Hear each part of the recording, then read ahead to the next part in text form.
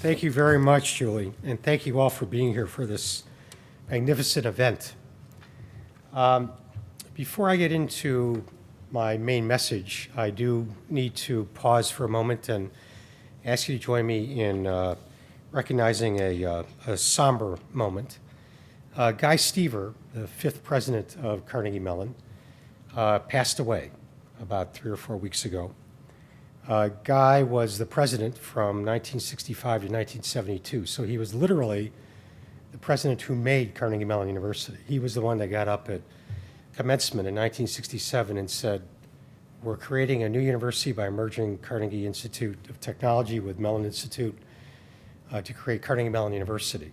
I have to tell you, that didn't go down that easily with that graduating class, and we're reminded of that. I'm reminded of that all the time when I meet Carnegie Tech graduates. But it was a momentous time for the university. Many other things happened during Guy's tenure, though brief. A lot did happen in those 7 years. He went on to a very distinguished career here in Washington. He left Carnegie Mellon to become the director of the National Science Foundation, and from there he became the science advisor to 2 U.S. presidents. So we're very proud of the connection he had to Carnegie Mellon.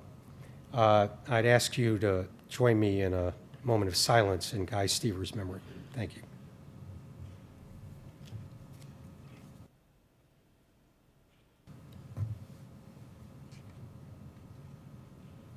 Thank you very much.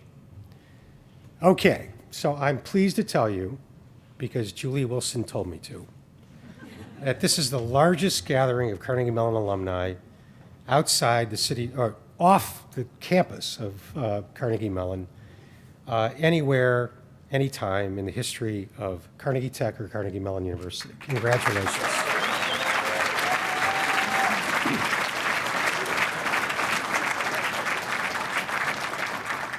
And I say that with 2 of my bosses sitting here from Silicon Valley, which claimed that honor until tonight, having a magnificent event there about a year ago. But this is wonderful. As Julie said, and she's absolutely right, the DC chapter has been one of our largest and most active for a long, long time, something like 90 years, actually. The chapter dates back that far. And tonight you proved your tremendous activity and your engagement in this university. Thank you very much. And thank you, Julie, for your wonderful leadership. You've been a great president of the DC chapter. Please join me in thanking Julie.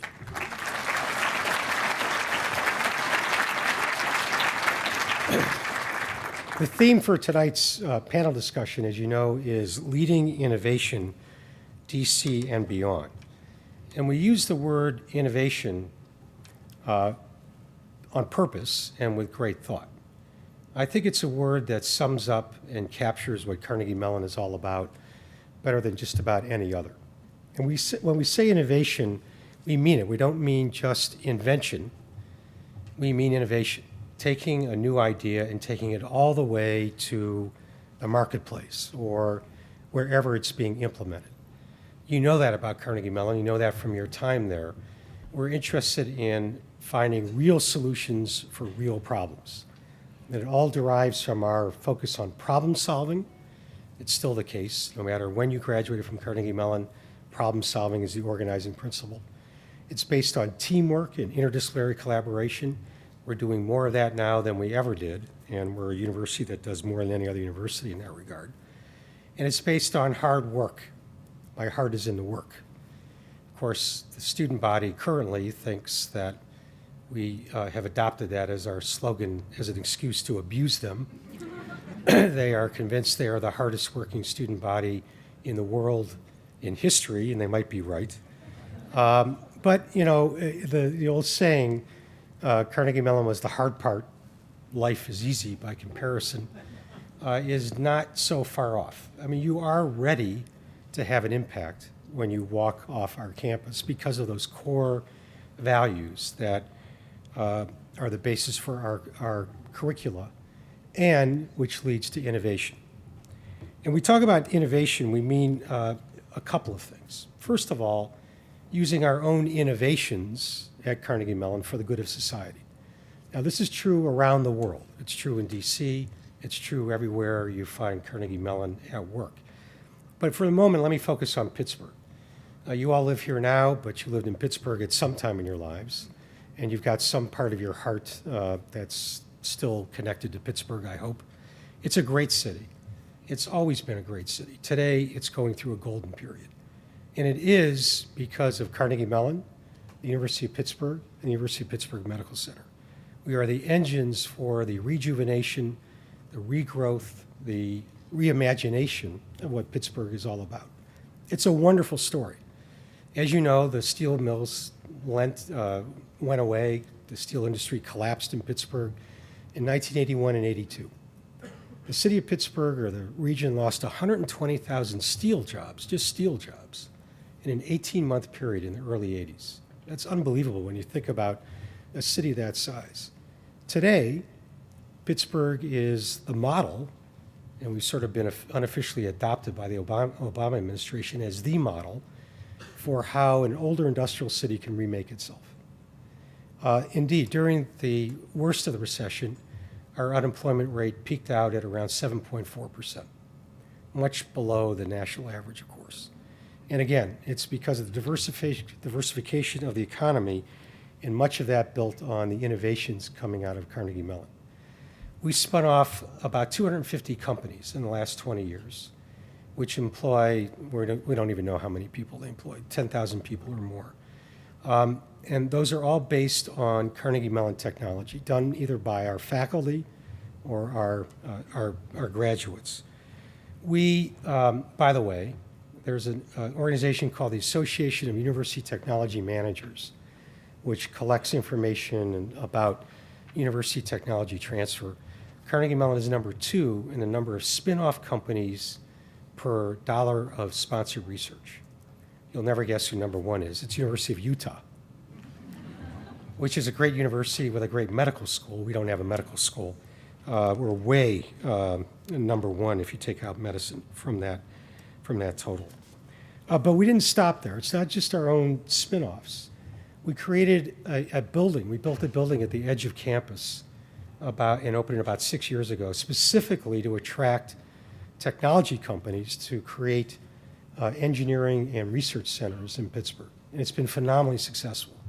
This is the building that's got Google, Apple, and Intel in it, except Google's moving out because they're growing too fast. They now have 100 people. They want to grow to 200 and beyond, and they're moving into East Liberty. Remember your... So this would have been unthinkable, and maybe it is to you right now. Google in East Liberty in Pittsburgh. That's the new Pittsburgh. It's incredibly exciting. They'll be just down the block from a Whole Foods, which in East Liberty. Just like home, yeah, that's right. We're becoming more like Silicon Valley, you should pardon the phrase, every day. And we're not going to shed a tear over Google leaving, though we'd like to see them stay close, because the Disney Research Lab, which is across the street, yes, I said a Disney lab, is going to move in where Google is moving out, and we've got companies lining up to get in. Pittsburgh is a phenomenal place to be. And of course, the topper of all of this, and the great indication of how we made it, was the G20. As you know, Pittsburgh hosted the G20 summit in September. It was phenomenal.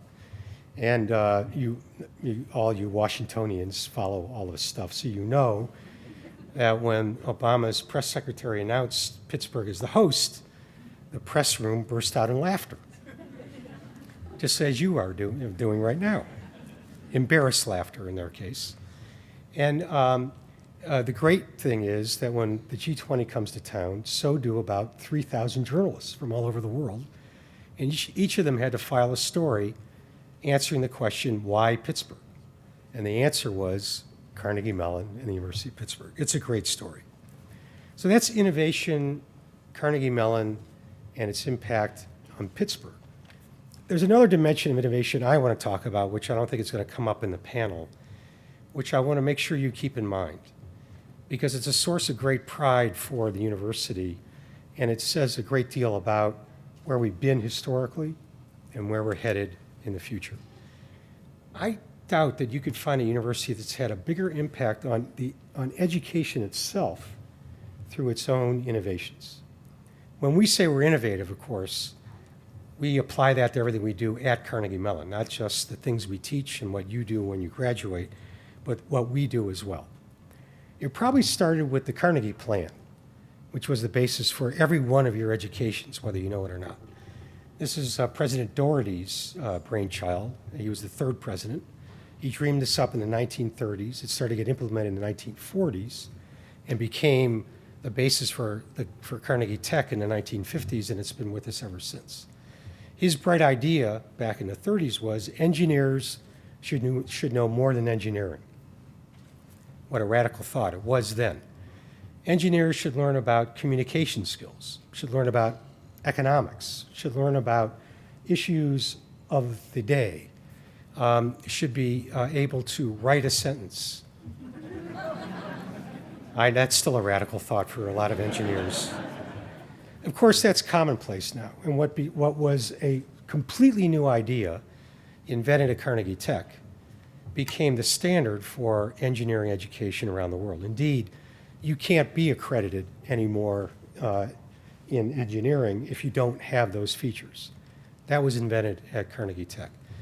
Now, I won't go through the whole list, or I won't expand on them, but I'll just run off all the things that were invented at Carnegie Mellon. GSIA in 1949 totally changed the face of business education completely. If you like business schools today, then you owe your thanks to GSIA, the Tepper School. SUPA, of course, spun out of GSIA and created a completely new kind of public policy school, one which brought to bear mathematics, mathematical modeling, and economics, serious quantitative analysis. And as you know, we still stand alone as the best quantitatively oriented public policy school. By the way, we call GSIA Tepper. Practice that, GSIA grads. Tepper. It's not so hard. And SUPA graduates, I saw a lot of you with SUPA on your thing. Heinz. It's not so hard to say. And of course, named after two great people. You no doubt noticed David Tepper made $4 billion last year. And Senator Heinz was not too shabby as a public leader. We're very proud to bear those names, and you'll get used to them eventually. But the list is longer than that. What was the first school in North America to give a bachelor's degree in drama? Carnegie Mellon, of course, in 1918, I think. I didn't even know this, I'm embarrassed to say, until last fall when we celebrated 75 years of industrial design at Carnegie Mellon. It started at Carnegie Mellon. We had the first academic industrial design program anywhere. Who knew?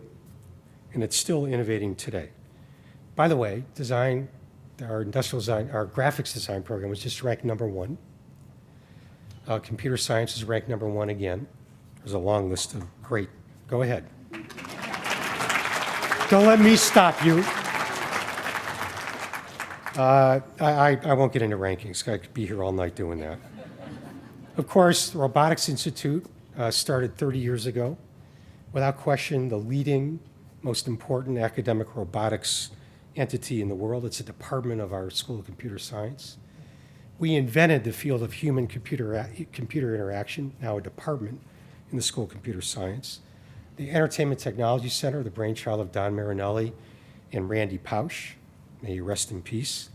If you haven't been back in a while, you've got to see the Gates Hillman Center, the new home for computer science, and the Randy Pausch Bridge, which connects Gates to the School of Drama and is lit phenomenally at night thanks to some wonderful Carnegie Mellon alumni.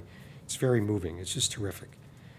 The Entertainment Technology Center is without question the premier computer game program in the world. We have a department of machine learning in the School of Computer Science, the only one in the world. There'll be more. We invented computational finance. I can say that now. A year ago, I would have been booed off the stage if I had said that. We're the first School of Computer Science with a department of computational biology, thanks to Ray Lane, who will be meeting later, which is joint with the Department of Biology, classic Carnegie Mellon.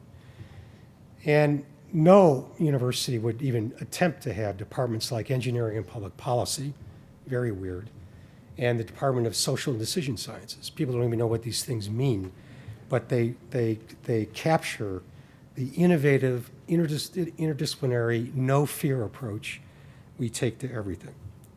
And while they're not the first or maybe even the best, I can't help but note that maybe the college that has advanced the most in the last 10 years is humanities and social sciences. It's really been phenomenal.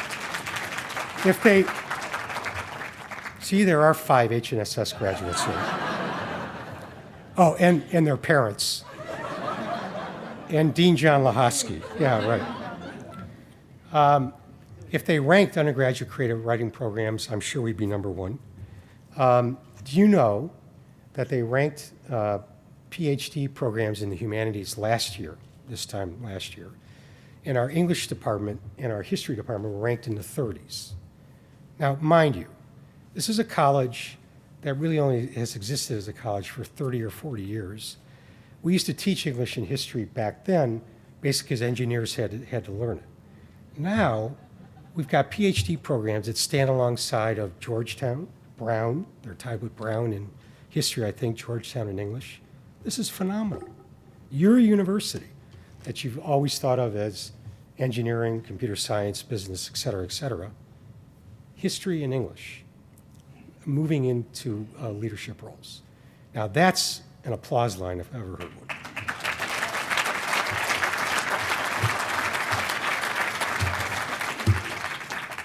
I find it hard to talk briefly about Carnegie Mellon. You can see I get wound up.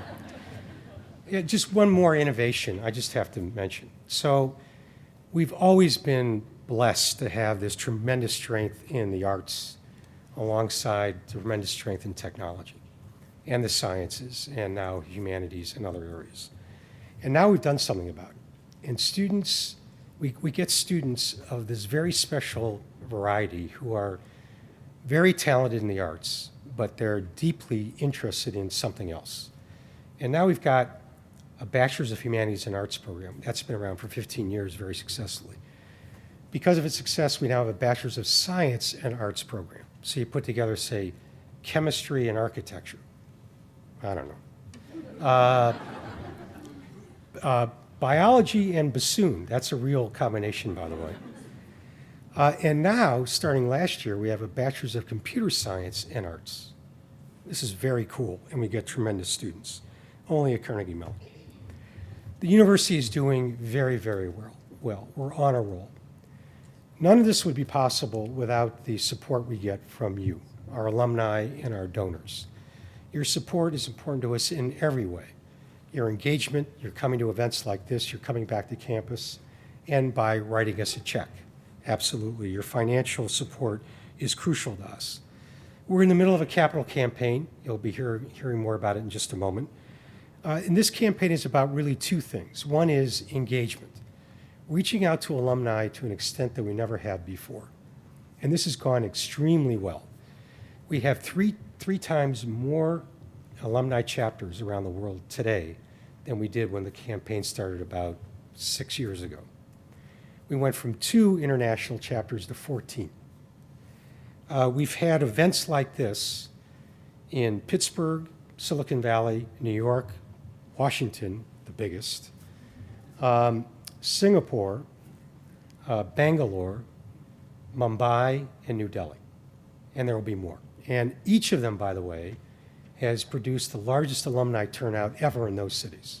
It's been tremendous to see. So engagement is very much part of this, and that will live on past the campaign. But the other part is about money. We need to raise $1 billion. We've raised over $600 million, thanks to you and many others, but our needs are great. It allows students and from families with financial need to attend Carnegie Mellon. It allows us to innovate in the ways I described before, in the ways you'll be hearing about in just a moment. So we need your help. We want you to be part of this successful campaign. And thank you very much for being here tonight. I want to make sure you know about some notable people who are with us also tonight. We've got several trustees. Trustee Larry Jennings and his wife Kathy. Would you stand up when I do this? But hold your applause. It'll go to Larry's head. Ed Frank, who you'll hear from in a minute, and Ray Lane. Stand up anyhow, gentlemen, if you don't mind. These are trustees. These are my bosses. Give them a warm round of applause.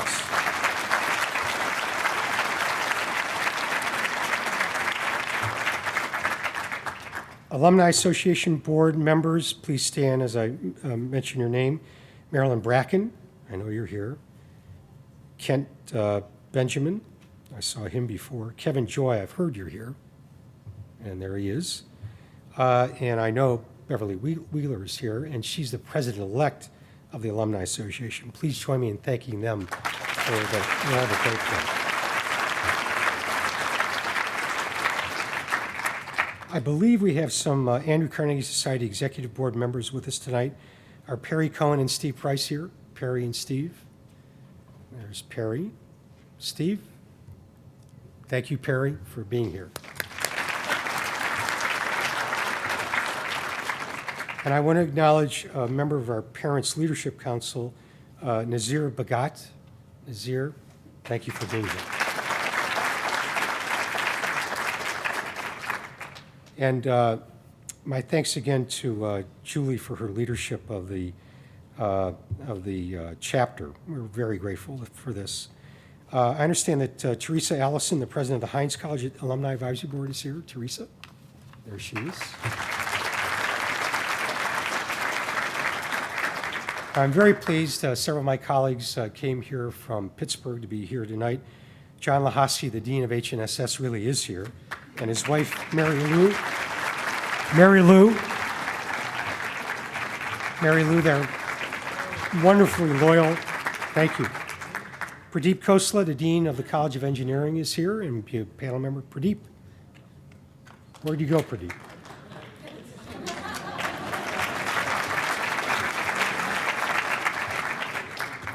We have the leadership of our advancement division and many others with us, but I will just introduce three of them.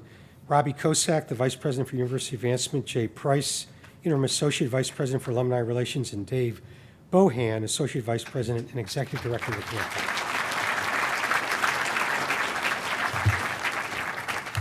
Sorry I took so long, but I had a lot to tell you. And now it's my great pleasure to introduce Ed Frank, who is, as you heard, a member of our Board of Trustees, a PhD alumnus of Carnegie Mellon, and chairman of our capital campaign. And I have to tell you, he's head of the division of Apple that produced the iPad. We can't get it out of his hands.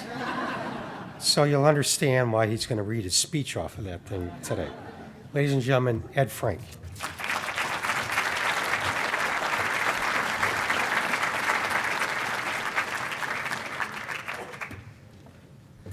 All right, Jerry, as usual, it reminds me actually of another Carnegie Mellon alumni, Ivan Sutherland, who once was told by a colleague of his, he said, never underestimate the power of the professorial windbag. Anyway,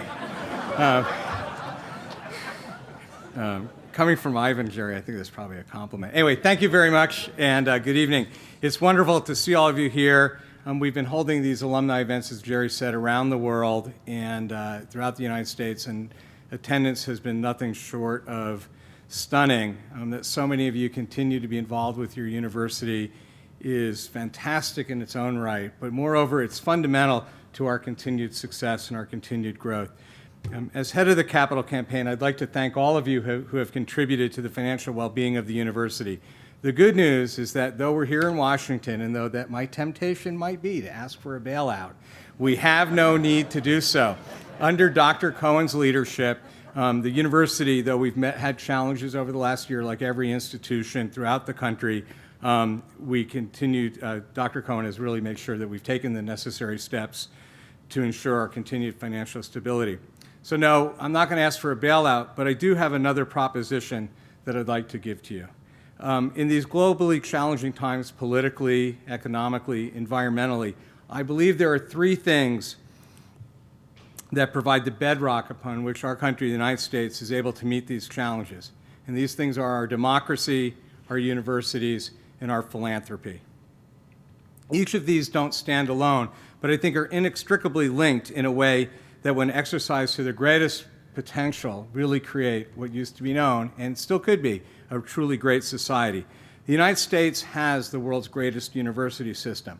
This is not to say that other countries don't have great universities, but when taken as a whole, there is no country that has a university system as great as ours.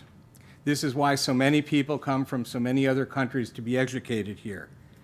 And in doing so, in educating these people, I think we help the world meet the challenges that I mentioned above, but also we make the world a safer and a better place.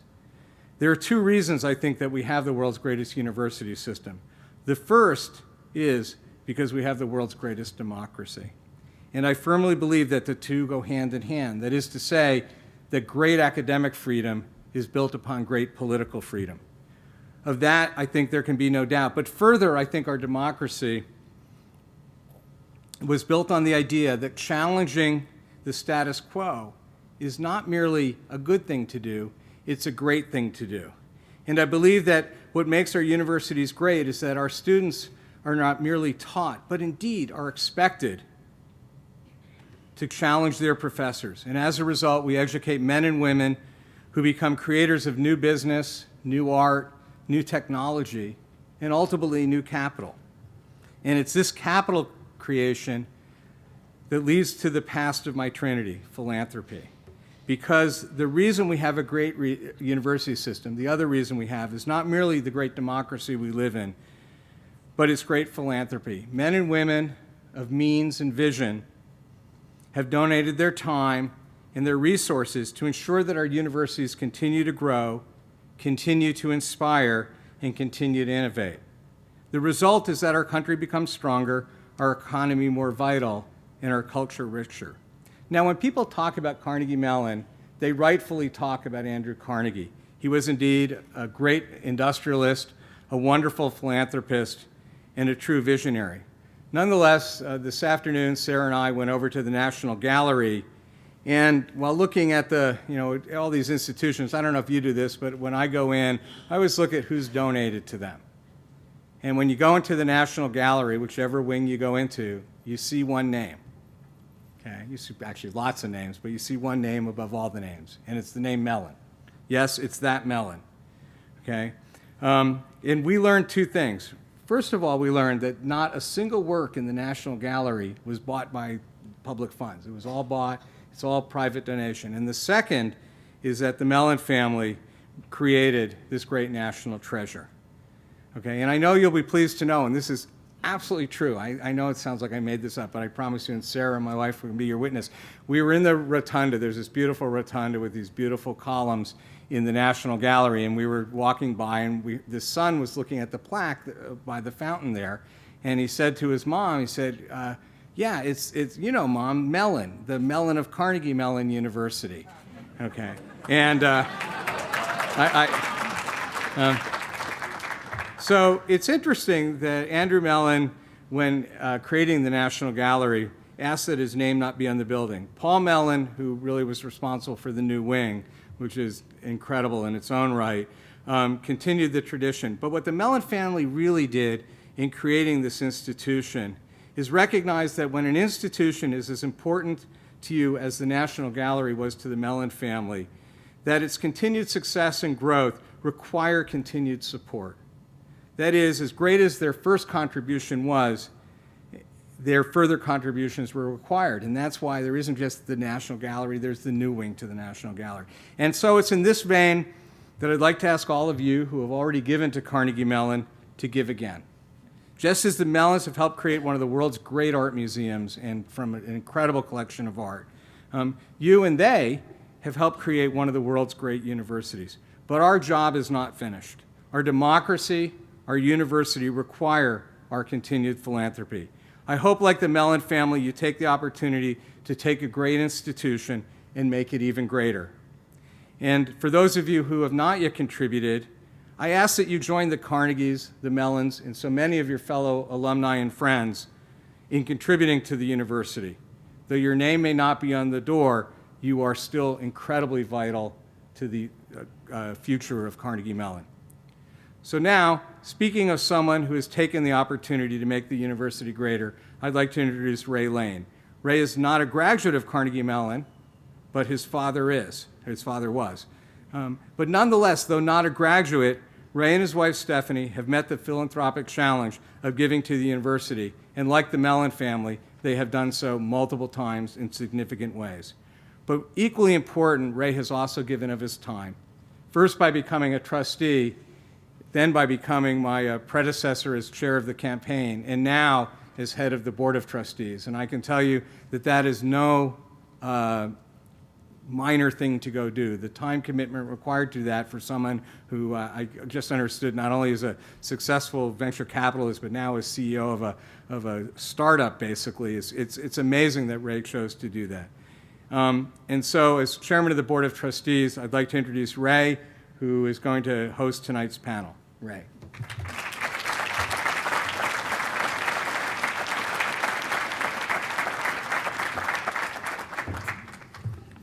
Thank you, Ed. It's a real honor to be here. When I was head of the capital campaign and was thinking about who I could select as a nominee to run the campaign from here on out, I thought, well, maybe pick somebody like me who just simply stands out in front of people and says, dig deep and do it often. Or find somebody that tells eloquent stories like Ed Frank to lead up to dig deep and do it often, okay? Ed, thank you. It's a great story.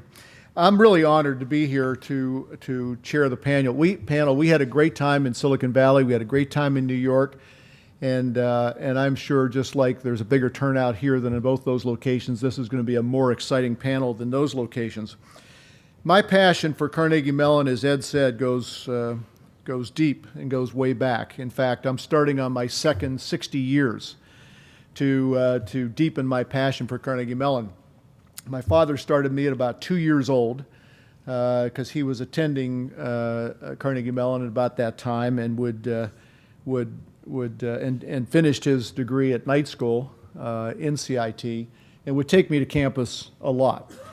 One of the most compelling things about the university to me has been CMU's role as an engine of innovation. And when you think about Carnegie Mellon, as we thought about the campaign theme, we thought innovation, that we had to use that. It was such an obvious thing. When something is so native as innovation and Carnegie Mellon together, we had to use it as part of the campaign. When I was at Booz Allen, I was a partner at Booz Allen for 12 years, and then when I was at Oracle, CMU was always at the top of our list to go get innovative graduates. It was because of the innovation, especially at Oracle, where CMU was the top recruiting venue for 4 years in a row in the late 80s. It was the go-to place to get our developers that would develop the products that took us well into the 90s and this decade. So it is synonymous with CMU's reputation, and that's what we're here to talk about tonight. Just as Carnegie Mellon University played a critical role as the birthplace of the computer science industry more than 50 years ago, it's actually scary to think that I was there at the beginning of an industry, but it's true. And that same cycle is happening with new emerging industries today. And Carnegie Mellon stands at the forefront of doing exactly what it did in so many fields 50 years ago or further back, once again looking ahead. And we'll talk about a couple of those fields. Ed mentioned a particular interest that my wife Stephanie and I had that really brought together a lot in our lives. That work is in computational biology. Stephanie and I believe that the Lane Center for Computational Biology will make Carnegie Mellon a birthplace for a new era of diagnosis and treatment of devastating diseases, including cancer, which she and I have personally battled, not ourselves, but in our families and our friends many times. You know, it's impossible to spend time with faculty and students of the Lane Center and not grasp how the work they're doing will bring us closer to the age of personalized medical treatment. And that's where we're headed. We're headed that, understanding that each of us has a different genome, has a different makeup, we have a different treatment, we have a different resolution to whatever ailment we get. And so we should be looked at as individuals and treated as individuals with both therapeutics and care. And that's where we're headed with the Lane Center. Most importantly, this center allowed us to have our passions combined. So my lifelong work in computer science, Stephanie's focus on cancer research, she's a member of the American Cancer Society, has sat on their board, allowed us to bring this together into a philanthropic output. So we were looking for something. I didn't want to just kind of say, okay, let's do something else in computer science or engineering. She didn't want to do something just in another, kind of ACS, which is primarily care for cancer patients as opposed to research. And so we were able to bring together and create something from whole cloth. And I dare say there's not many universities that can allow that to happen, that you can bring together passions of individuals, and because there are multidisciplines at the university, we can bring together that and create something from whole cloth. And I guarantee, if not today, and I think today we are a leader in what we do, but years and decades from now, we will continue to be the leader in computational biology. Not for its biology, not just for its computation, but for the combined skills that it offers. So we're very proud to have been involved in this and are continuing to be proud of it. So just as though, it's just like that happened, like computer science happened 50 years ago, we're seeing now new work being done in energy and the environment. We're seeing new work being done in the global economy. We're seeing new work being done in next generation computing, in mobility, and artistic creation. And that's happening on campus today. I dare say if you went back 50 years ago, and saw some of the early work going on in computer science, it would feel a lot like the work that is going on today in any of those 5 or 6 areas where we will be, hopefully, many of us will be around here 50 years from now talking about we remember when. We remember when the work was started here. So that brings me to the panel. And we've selected panelists based upon diversity, based upon their work in different fields to try and stir some discussion about innovation and bring it into the nation's capital. So we don't often associate innovation with the nation's capital, but it's really interesting. It's really interesting because I'll tell you, as somebody who said I've turned my career toward energy and environment, that I see now the marrying of policy and economics. So there's very little today that we can do with new energy, renewable energy, where we don't have to worry about the policy that will be developed or now even the government funding or policy that creates funding to make it happen. And so it can't be separated. So as we think about innovation, especially in energy, but I think in other fields as well, like medicine, it has to involve the nation's capital. And so I think it's an appropriate topic for here. So let me introduce the panelists.